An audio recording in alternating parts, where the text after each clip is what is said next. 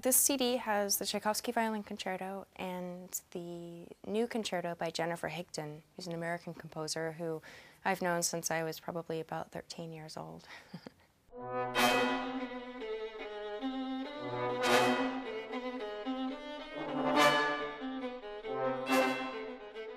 I know Jennifer from Curtis, actually, the school that I went to, because she was newly graduated from that school, and right after she graduated, she started teaching a class, the 20th Century Music History class, and that's right about when I started taking it. I think I took it when I was 15, and she was probably one of my best academic teachers.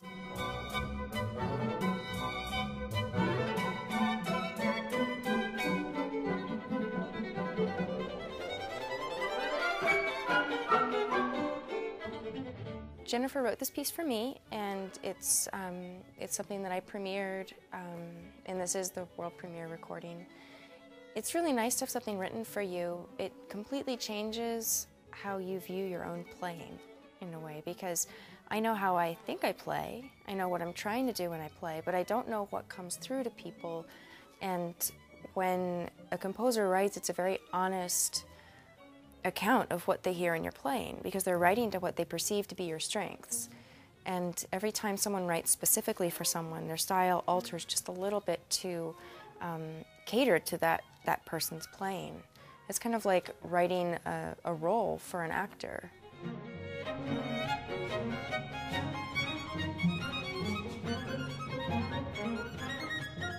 Hilary is an amazing musician. Well, first of all, everything she plays sounds like music. It doesn't matter what it is.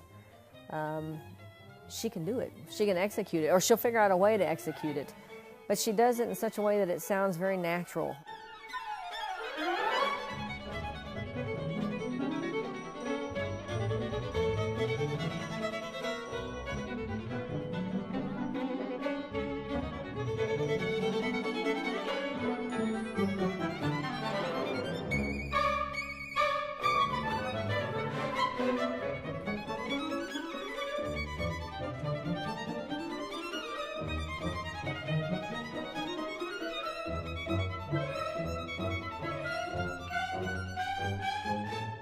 Ideally, I think a performer needs to sound as if they're writing the work as they're performing it.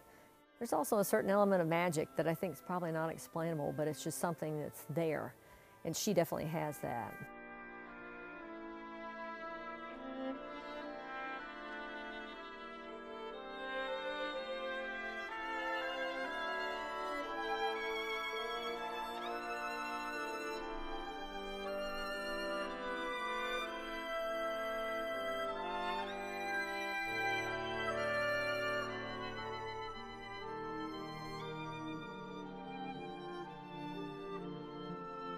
The Higdon it's kind of, in a way, it's a very standard style work in the structure, but in the musical language, it's unlike anything else that I've heard for violin and orchestra. So there are a lot of dissonances, but it doesn't sound like a dissonant piece.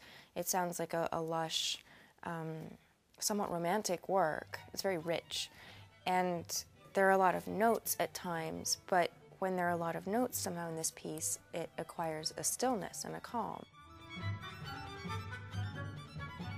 The final movement is called Fly Forward, and it moves at a very fast pace, so you have to imagine Hilary flying forward. I was writing this when we were approaching the Olympics in Beijing, and I suddenly one day had this image of Hilary running across the ticker tape at the end of a race.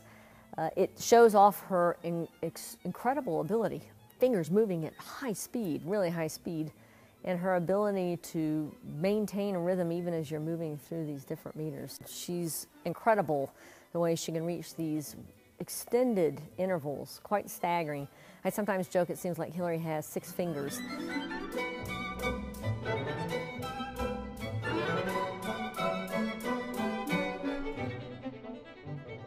The Tchaikovsky is something that I've been playing for a long time, but I took a big break from it for much of the time I've known the piece. I heard it a lot growing up, I learned it, and then I think right around the time I met Jennifer, I performed it for the first time, and then I put it to sleep for like 12 years or something. And I kept hearing it, and so I kept thinking I'd played it more recently, but I hadn't.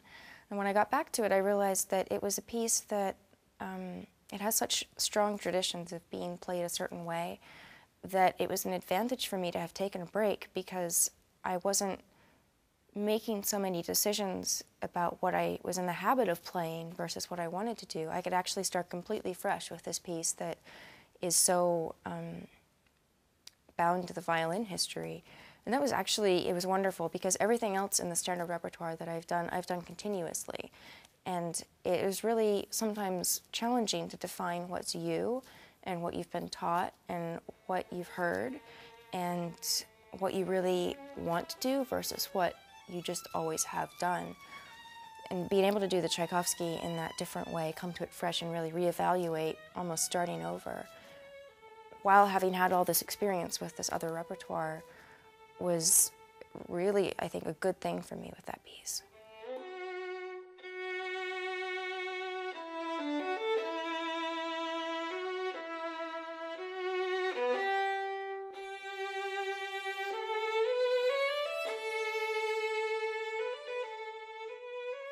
This is a very well-known concerto and full of, I would say, earth emotions, and full of strong passions inside, and full of really easy understandable things.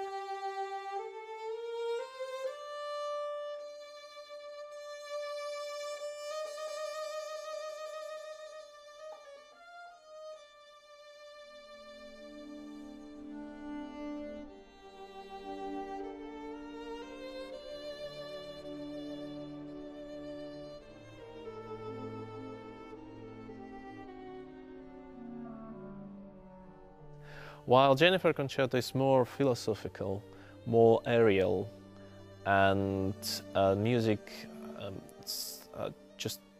in my point of view, the music should give the possibility for the audience to think about themselves, to think about the world. It's kind of reflect of the world, how many, about 120 years ago and now. So what's been in the minds in Tchaikovsky time, how relatively easy comparing to now, where relationship between the people, and how relatively easy was the world itself regarding the information, regarding the policy, regarding all the things, and how complex and how difficult it is now. I wanted to put the Tchaikovsky with the Higdon because I knew that, even though I hadn't heard the piece at the time, I knew that Jennifer's work would be substantial, and I knew that it would make a statement, and I knew that it would be very strong. So I wanted to put the piece by Jennifer with something that would also have a strong personality. And the way it turned out is the things about the Tchaikovsky that make it distinctive are very different from the things about Jennifer's work that make that distinctive, this particular concerto. But they very much flatter each other. So it's kind of this juxtaposition of similar works that are really, if you analyze them, complete polar opposites, but when you hear them, they really make sense together. So I got lucky that they wound up being a good combination.